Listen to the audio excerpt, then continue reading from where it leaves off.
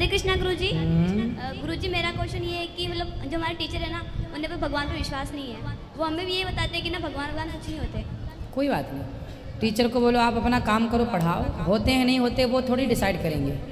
उल्लू को सूर्य नज़र नहीं आता तो बोलना अपने टीचर को कि उल्लू को सूर्य नज़र नहीं आता, इसका मतलब ये नहीं है कि सूर्य नहीं है, उल्लू की आँखों का दोष है।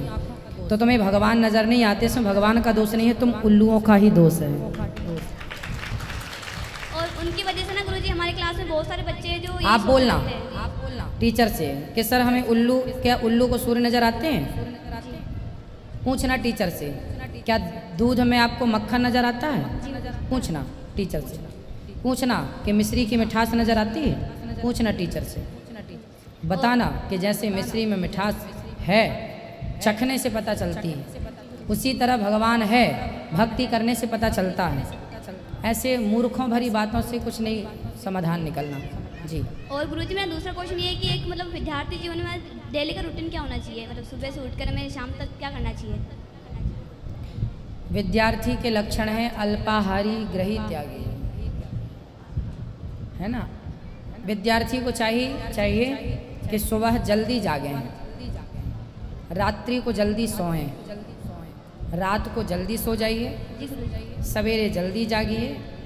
जल्दी जाग कर सवेरा भले मत पढ़िए पर सुबह का सूर्योदय का दर्शन जरूर कीजिए।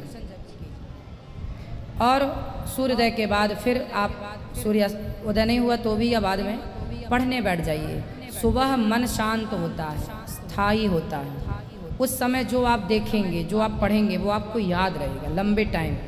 शाम का पढ़ा और सुबह का पढ़ा दोनों में अंतर है। शाम को भी आप पढ़ते हैं तो याद होता है, सुबह भी पढ़ते हैं तो याद होता है। फ़र्क इतना है कि शाम को यदि याद हुआ तो वो महीने भर में भूल जाएगा, पर सुबह याद रहा तो 2-4 साल तक नहीं भूलेगा। ये सुबह और शाम के स्मरण में अंतर है, प्रैक्टिकल करके देख लीजिएगा।